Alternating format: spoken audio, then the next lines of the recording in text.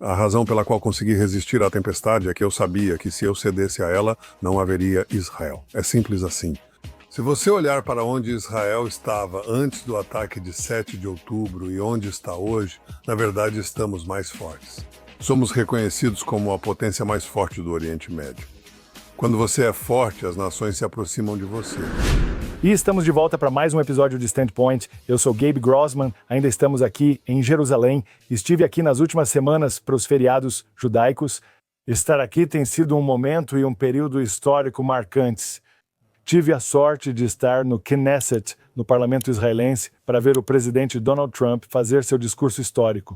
Foi incrível e engraçado. Ele conquistou todo o Estado de Israel, o Knesset e a sala. Todos estavam na palma da mão dele, fazendo piadas, pedindo o perdão do primeiro-ministro, mostrando realmente o apoio que o Estado de Israel tem dos Estados Unidos da América. Os Estados Unidos da América, sob Trump, são certamente o maior aliado de Israel atualmente e talvez de toda a história. Claro, o próprio acordo de cessar-fogo, o acordo de 20 pontos, está aqui para isso. Na noite anterior ao acordo ser assinado, todos esperavam para ver se o Hamas devolveria os reféns. Estávamos com Omer Shem Tov e outros reféns libertados naquela noite, por sorte, e ver a empolgação, a mistura de entusiasmo, medo e dúvida sobre o que iria acontecer. A quantidade de pressão se acumulando ao redor do Estado de Israel e ver isso sendo liberado. Quando os reféns voltaram, pude visitar as famílias de alguns recém-libertados. E só de ver os sorrisos no rosto deles, o sangue voltando ao rosto, os músculos parecendo bonitos de novo, o cabelo cortado e a energia voltando. A vida foi devolvida a eles, foi soprada de volta em suas almas, com seus entes queridos voltando para casa.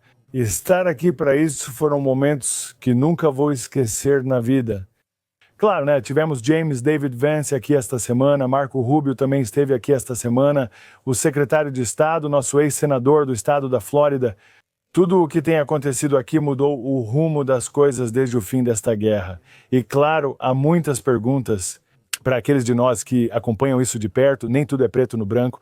Acho que, só para deixar claro, esse foi o acordo certo no momento certo, do meu ponto de vista, o melhor acordo que Israel poderia conseguir. Os reféns estão em casa e vivos. Só para esclarecer, até onde sei nesta gravação, ainda há 13 corpos mantidos como reféns em Gaza. O Hamas aparenta adiar para evitar a próxima fase, que seria a desmilitarização de Gaza. Eles tentam adiar isso, muitos dizem que não acham todos os corpos. Só o tempo dirá. Poucos leram o plano. Eu recomendo que todos acessem a internet. Você pode encontrar o plano de 20 pontos, ler e vai descobrir algumas coisas. Uma delas, na minha opinião, não é algo que o Hamas possa realmente cumprir, certo? Desmilitarizar-se completamente, sair totalmente do poder. É difícil, mas talvez essa fosse a estratégia. Se não fizerem isso, sabemos o que pode acontecer. Os Estados Unidos da América também pressionam por uma força internacional de estabilização em Gaza. Na minha opinião, não veremos tropas estrangeiras em Gaza. Não tenho certeza de qual país no mundo realmente gostaria de colocar suas tropas lá e enfrentar o que restou do Hamas. Não é a luta deles. Não funcionou com a Força Interina das Nações Unidas no Líbano e não vai funcionar em Gaza, mas esse é o processo que nos trouxe até aqui. Agora vou te levar para uma entrevista da qual acabei de sair. Corri até os estúdios da JNS, do outro lado de Jerusalém, porque tive a oportunidade e a honra de entrevistar o primeiro-ministro de Israel, Benjamin Netanyahu, em seu gabinete. Tivemos uma conversa incrível e falamos sobre quase todas as questões em destaque agora. Acredito que você poderia conversar com ele por horas, mas foquei nas principais questões para captar sua visão. A primeira coisa sobre a qual conversamos foi um acordo de cessar-fogo. É um bom acordo ou é um mau acordo? Por quê? Ou por que não? Ouvindo dele, qual foi o custo desse acordo de reféns? Por que foi feito? Era o acordo certo? Falamos sobre a possibilidade, na verdade mencionei isso aqui na introdução, de haver uma Gaza livre do Hamas. Vamos ouvir o que ele tem a dizer sobre a Força Internacional de Estabilização, ou ao menos seu conceito. Conversamos sobre os acordos de Abraão. Antes de 7 de outubro, Israel já havia mudado junto com Donald Trump em seu primeiro mandato. Lembre-se, o embaixador David Friedman, amigo de muitos aqui, mudou a dinâmica no Oriente Médio com os acordos de Abraão. Jared Kushner teve papel fundamental junto com sua equipe, Ari Lightstone e demais envolvidos. E então tudo parou com o 7 de outubro. Sabemos que o Hamas observava a Arábia Saudita que poderia aderir aos acordos de Abraão, o que mudaria a dinâmica do Oriente Médio, algo que o grupo queria evitar. Sempre me perguntei, e espero que você também, o que acontecerá com os acordos de Abraão daqui para frente? Qual é a posição de Israel hoje? Onde Israel está hoje em relação aos seus vizinhos? Ao final desta guerra, vimos coisas boas e ruins. Entramos em um tema complicado, mas importante, que muitos ignoram e sobre o qual sempre falo. O fato de Israel, os vizinhos que ele tem. Então, portanto, essas entidades e países com os quais eles precisam fazer acordos são países delicados e imperfeitos, como o Catar e a Turquia em particular. E uma coisa que me preocupou pessoalmente, e vou compartilhar isso com você, é agora o status que o Catar e até mesmo a Turquia têm no mundo. Ou, parece tão certo, eles assumiram esse grande papel em negociar esse acordo. Mas todos sabemos que também espalham antissemitismo e sentimento anti-Israel no mundo, com a Al Jazeera financiando o Hamas, entre outros. A Turquia não é melhor, talvez até pior. Ouça meu episódio da semana passada com o membro do Knesset Amichai Chikli. Discutimos isso em detalhes. Então eu queria ouvir do primeiro-ministro e consegui perguntar a ele, sabe, o que podemos pensar desses países que jogam dos dois lados? Então eles estão aqui apoiando o Ocidente, mas também assumindo posições firmes, contrárias aos interesses de Israel, dos Estados Unidos e do chamado Grande Ocidente. Conversamos sobre isso. Estou revisando minhas anotações com vocês após sair do estúdio para adiantar o que vamos discutir. Vamos discutir o apoio dos Estados Unidos da América à visita do presidente Donald Trump ao Knesset e seu impacto para o primeiro-ministro. Os comentários da semana passada podem ter sido problemáticos para muitos, inclusive para mim. Sobre Judeia e Samaria, o governo dos Estados Unidos afirmou que não permitirá a anexação, deixando claras suas convicções. Questionamos o primeiro-ministro e obtivemos uma resposta direta. E, então, é claro, algumas perguntas pessoais sobre como ele se sente agora deste lado da questão, do lado da guerra de 7 de outubro. Foi uma conversa muito interessante, queria que não tivesse acabado e ter mais uma hora para falar com ele. Só para dar um gostinho, onde? Agora. Para meus ouvintes e espectadores, este é o episódio 95 ou 96 do podcast que começamos há cerca de 1 ano e 10 meses. Sentado com o primeiro-ministro de Israel, já conversamos com o presidente e membros do Knesset, representando os Estados Unidos. Já falamos com membros do Congresso, senadores, governadores, prefeitos, empresários, formadores de opinião e pesquisadores. Isso é realmente a cereja do bolo. Agradeço a minha produtora Tila por tornar isso possível. E espero que você aproveite este episódio. Olha, você não precisa concordar com tudo o que ele diz ou tudo o que eu digo, mas só de poder entrar na sala, estar lá para fazer 20 minutos de perguntas para o primeiro-ministro de Israel, à medida que essa guerra chega ao fim e estamos agora entrando nas fases desse acordo, para a fase 2 desse acordo. Foi um privilégio que compartilho com você por estar ao meu lado. Este é o Standpoint. Sou Gabe Groisman. Senhor Primeiro-Ministro, muito obrigado pelo seu tempo. Eu sei que tem sido uma semana agitada com o acordo. O presidente Trump esteve na cidade. Os reféns vivos foram libertados. Vance, Rubio, isso não acaba. Então, eu realmente agradeço pelo seu tempo. Muito obrigado. Bem, é um prazer estar com você. Então vamos direto ao ponto. O acordo de cessar-fogo, o plano de 20 pontos. Como eu disse, os reféns foram libertados. O Hamas agora é uma pequena fração do que já foi. Israel está dentro, no perímetro. Com a situação se acalmando, a alegria de trazer os reféns começa a diminuir. As pessoas estão começando a avaliar e questionar dos dois lados. Todo mundo tem uma opinião. Por que o acordo que Israel fez é o acordo certo no momento certo? Queríamos alcançar 2 coisas. Primeiro, trazer todos os nossos reféns vivos de volta. Ninguém acreditava que conseguiríamos, mas conseguimos. Muitos achavam que só faríamos isso nos termos do Hamas. Sair de Gaza, deixá-lo se reorganizar, se rearmar e tornar Gaza uma grande ameaça para Israel de novo. Eu disse que não faria isso, então decidi tirar todos os reféns de uma vez. E com Israel permanecendo lá, para que possamos impor, se necessário, o desarmamento e a desmilitarização. Foi isso que aconteceu, e tive que resistir a muita pressão. Estou feliz que o presidente Trump foi um parceiro total nisso. Entramos na cidade de Gaza, colocamos a faca militar, na garganta do Hamas em seu último reduto, a cidade de Gaza. E o presidente Trump e sua equipe, junto com Ron Dermer, elaboraram um plano de 20 pontos que isola efetivamente o Hamas. O Hamas queria nos isolar. Nós os isolamos e conseguimos o acordo. Eu acho isso ótimo. Sim, é incrível que a verdadeira questão que surge, sabe? O segundo objetivo da guerra era acabar com o Hamas. Como garantir que Gaza fique livre do Hamas no futuro? Bem, você tem que insistir em alcançar esses dois objetivos de guerra: desarmar o Hamas e desmilitarizar o Hamas, garantindo que o Hamas não tenha capacidade militar nem capacidade de governar. O plano de 20 pontos deseja dar uma oportunidade para que uma força internacional faça isso. Tudo certo quer tentar, mas se não, como o presidente Trump disse, isso vai ser feito de duas maneiras: ou do jeito fácil, com a força internacional, ou do jeito difícil, com Israel. Vai ser feito. Ao falar da Força Internacional de Estabilização à Força Internacional de Segurança, surgem muitas dúvidas sobre sua composição. Ninguém parece saber, você pode esclarecer? Como garantir que ela não terá o mesmo destino das forças da Organização das Nações Unidas enviadas ao Líbano após 78? Você não pode garantir isso.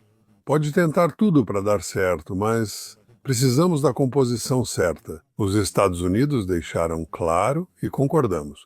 Só entrarão em Gaza, na Força Internacional de Estabilização, militares aceitos por Israel. Em segundo lugar, sempre temos o plano B como garantia. Se não funcionar, teremos que usá-lo. Prefiro fazer isso por meio de outros, se possível. Pode informar quais países estão nessa lista verde, aceitáveis para Israel integrar a Força Internacional de Estabilização? Estamos conversando com eles agora e acho melhor fazermos isso confidencialmente. Mas você deve imaginar quais nações não estarão lá. Nós também já conversamos sobre isso. Com certeza. Antes da guerra já tínhamos aderido aos acordos de Abraão. Veja todo o paradigma. Está mudando significativamente no Oriente Médio para Israel e o Ocidente. Como a guerra, agora quase no fim, mudou isso? Qual a posição atual de Israel com seus vizinhos? Na verdade, acho que isso reforçou, pois todos os países dos acordos de Abraão permaneceram. Em meio a uma tempestade de fogo e guerra em 7 frentes, Israel luta em 360 graus, todos permaneceram. E eu acho que agora Israel saiu dessa realmente muito mais forte do que estava em 6 de outubro. Não em 7 de outubro, quando tivemos esse massacre horrível. Mas se você olhar onde Israel estava antes do ataque de 7 de outubro e onde está hoje, estamos realmente mais fortes. Somos justamente considerados a potência mais forte do Oriente Médio. Nós esmagamos o eixo do Irã, expusemos que o Irã não é a superpotência e o poder opressor que intimidava toda a região e além. Então Israel é mais forte. Quando você é forte, as nações se aproximam, primeiro discretamente e depois abertamente.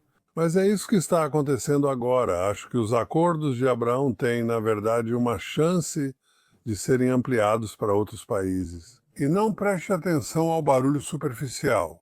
Estou te dizendo, por baixo da superfície, que estamos fazendo avanços importantes. Eu espero que eles tenham sucesso, mas acho que eles têm uma chance de conseguir por causa do surgimento e predominância do poder israelense. O quanto à expansão dos acordos de Abraão depende do sucesso do plano de 20 pontos. Acredito que está relacionado, pois se o Hamas surgisse dos escombros e dissesse tivemos uma grande vitória, que é o que tentam fazer. Eu não acho que ninguém acredita nisso. Mas se a gente não acabar com o Hamas, com certeza isso vai lançar uma sombra. Então nós pretendemos acabar com eles, acabar de vez com eles. Segundo a maioria dos relatos públicos, a Arábia Saudita quase assinou os acordos de Abraão antes de 7 de outubro. Alguns relatos que li disseram que o Hamas, um dos motivos pelo qual eles escolheram o momento do ataque que lançaram, foi de certa forma para impedir isso. A Arábia Saudita voltará em breve às negociações com Israel? Espero que sim. Prefiro não fazer declarações públicas, pois não acho útil. Acho que ou existe um interesse mútuo ou não existe. E eu acredito que existe. Na verdade, mais forte do que nunca. Então, os jogadores no tabuleiro aqui no Oriente Médio são bem complicados. Acho que essa é uma forma diplomática de dizer, na minha visão, Turquia e Catar ganharam mais prestígio internacional devido aos seus papéis na guerra ou na busca por soluções, dependendo do ponto de vista. Como Israel enxerga Catar e Turquia, que atuam em ambos os lados? Assumem posições pró-Ocidente e, ao mesmo tempo, buscam interesses que vão contra os interesses do Ocidente? Bem, eu acho que eles precisam ser meio que confrontados com essa questão. Vocês estão do nosso lado ou não estão do nosso lado? As nações têm interesses complexos e, por vezes, conflitantes, não seja ingênuo. Se conseguir trazê-los para você, ótimo. Se não, reconheça com quem você está lidando e não se deixe levar por uma visão cor-de-rosa. Então, você pode conseguir o que for possível, mas tome cuidado para não colocar em risco nenhum dos seus interesses principais. É assim que eu lido com isso. Eu lido assim com países que não são aliados completos, é assim que eu os vejo. E esses países, certamente a Turquia tem sido muito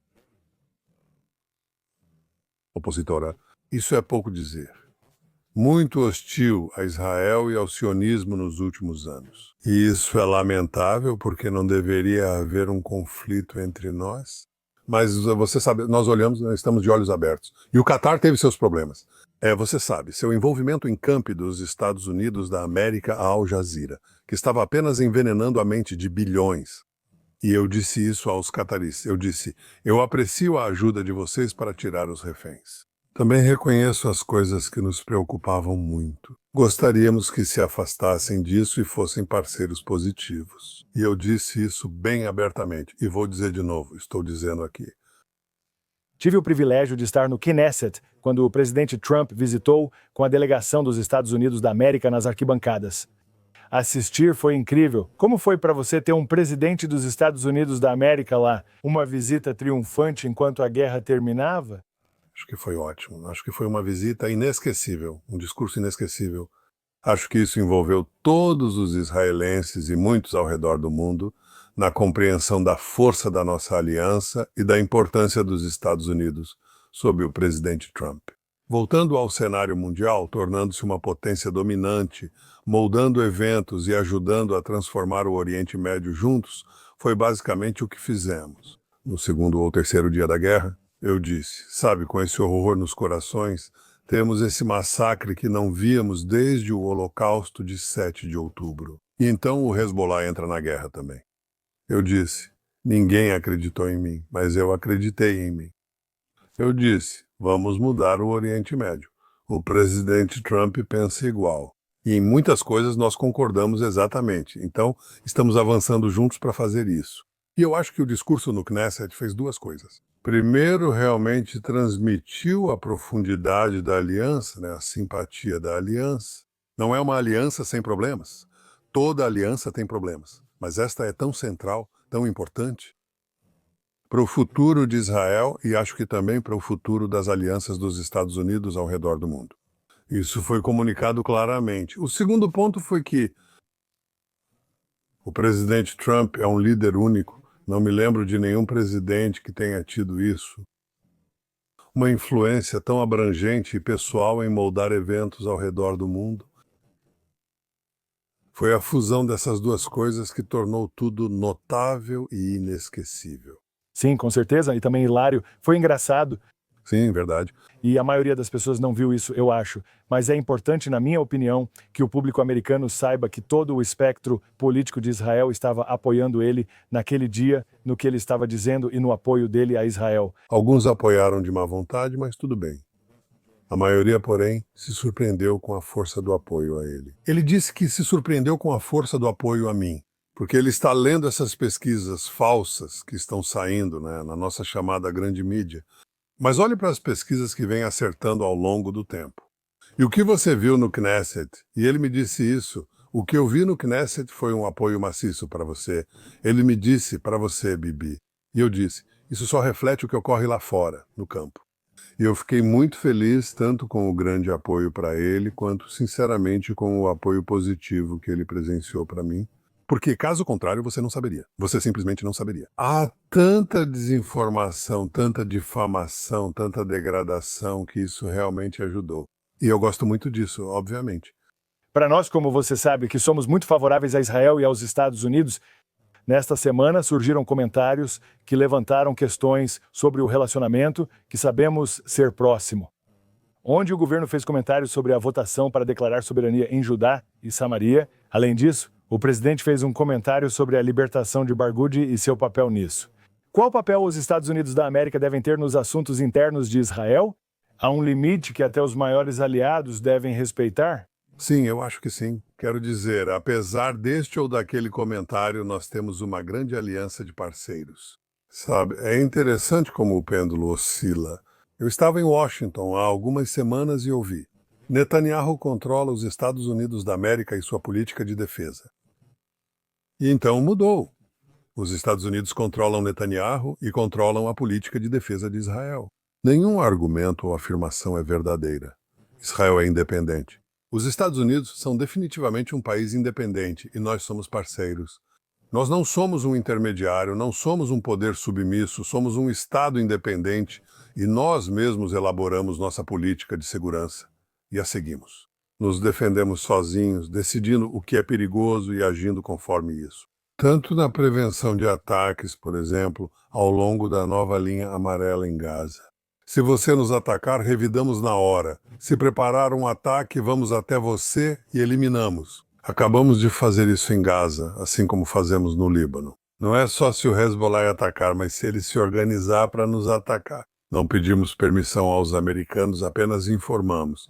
É isso que fazemos e está certo assim. Acredito que isso está claro. Mas os Estados Unidos têm seus próprios interesses, eu reconheço isso, e queremos ver os Estados Unidos terem sucesso onde for possível. Ela deve ser a grande potência que é agora e deve continuar sendo porque isso é bom para Israel. E os Estados Unidos? O que é bom para os Estados Unidos é, eu acho, como o vice-presidente disse e como o Marco Rubio disse. Eles querem um Israel forte e independente porque isso é o alicerce da segurança no Oriente Médio. E se Israel não estivesse aqui, se não houvesse um Israel forte aqui, não existiria Oriente Médio. Desmoronaria sob o Irã em 2 segundos. E eles sabem disso. Senhor Primeiro-Ministro, só uma última pergunta pessoal. Nos últimos 2 anos, o senhor teve o mundo inteiro desabando sobre você, colocando toda a pressão, não só externamente, mas também internamente, em Israel. O senhor definiu um objetivo para esta guerra após o ataque de 7 de outubro, e todos estavam pressionando o senhor para fazer as coisas de forma diferente, seja o governo Biden ou até o final. O senhor manteve suas convicções e estratégia e chegou onde está. O que é ter eliminado Hamas, Hezbollah, Irã, Houthis, etc. Israel está experimentando o outro lado da guerra. Como líder, como é essa sensação pessoalmente?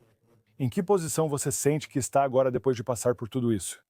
Acho que quando estamos no olho do furacão, precisamos decidir se seremos levados pela tempestade ou se será uma rocha na tempestade.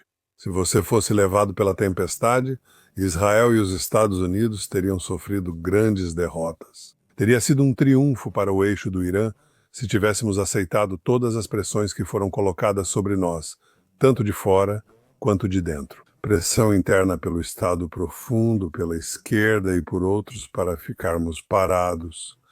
Ou seja, não entrar em Rafa, não capturar o corredor da Filadélfia, basicamente se render às exigências do Hamas. E se fizéssemos isso, então, Sinwar estaria vivo, Def estaria vivo e Israel estaria vivo. E a Síria ainda seria governada por Assad, e o Irã ainda dominaria tudo. Todos achavam que em segundos ou minutos haveria bombas atômicas para destruir todos ali. Isso teria acontecido. E claro, eu não podia concordar com isso. E a razão pela qual consegui resistir à tempestade é que eu sabia que, se eu cedesse a ela, não haveria Israel. É simples assim. E quando você está em uma posição de liderança, você tem que fazer o que é, não só o que é certo, mas o que é absolutamente necessário. Não tive receio, pois recebi muito apoio. Vou contar de onde veio esse apoio. Primeiramente da minha família, especialmente da minha esposa, que tem sido meu apoio nos bons e maus momentos. E eu acho que, eventualmente, as pessoas vão perceber a importância do apoio extraordinário que ela me deu para minha família e para o país. E, igualmente, vou te dizer quem foi meu maior apoiador. Os soldados de Israel e o povo de Israel, a grande maioria do povo, e quase todos os soldados que conheci durante a guerra. Eu entrava em Gaza, conheci soldados de todo o país na fronteira com o Líbano.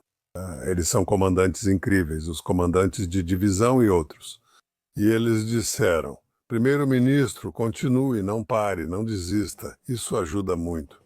E sabe, você está servindo a uma causa maior e a um propósito maior. Isso remonta ao sonho milenar de não apenas estabelecer um Estado judeu independente em nossa antiga terra natal, em Israel, incluindo Judeia, Samaria e demais regiões.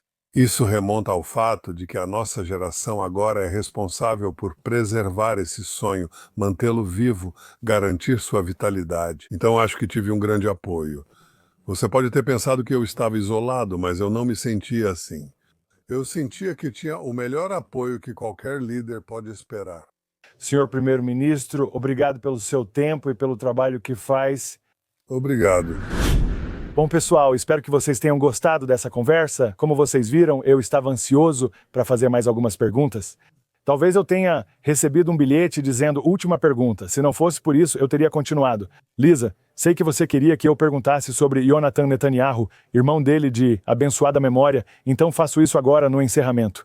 Não consegui perguntar a ele porque a entrevista terminou alguns minutos antes, mas ia perguntar se vocês sabem. O irmão dele, Jonathan Netanyahu, Yoni Netanyahu, morreu na Operação de Entebbe em 1976. O livro dele, As Cartas de Jonathan Netanyahu, é leitura obrigatória para meus filhos e, na verdade, para qualquer pessoa. Se você quer entender os sentimentos de um sionista verdadeiro, saiba que a família Netanyahu viajou aos Estados Unidos por anos. Foi lá que o primeiro-ministro Netanyahu foi educado. O irmão dele também estava lá e ele escrevia cartas para a namorada sobre como era estar nos Estados Unidos e ansiando voltar para Israel e fazer parte da construção do Estado de Israel. Ele volta e segue escrevendo cartas sobre seu serviço, que são realmente muito poderosas. Eu ia perguntar ao primeiro-ministro, já questionaram sobre o irmão dele, inclusive o falecido, e ele já comentou, além de ter outro irmão, e como a perda do irmão dele em uma missão para salvar judeus, na missão de Entebbe lá. Como isso impacta o dia a dia dele, né, especialmente quando ele enfrenta as decisões mais difíceis? Minha esposa, Lisa, pediu que eu fizesse essa pergunta a ele. Desculpe, Lisa, por não conseguir, então compartilho aqui publicamente. Espero que você tenha gostado da discussão. Por favor, não se esqueça de curtir, seguir e se inscrever. A única maneira de fazermos esse programa crescer é se você fizer isso. Por favor, faça isso. Compartilhe e comente mesmo discordando. Queremos sua opinião. Até a próxima.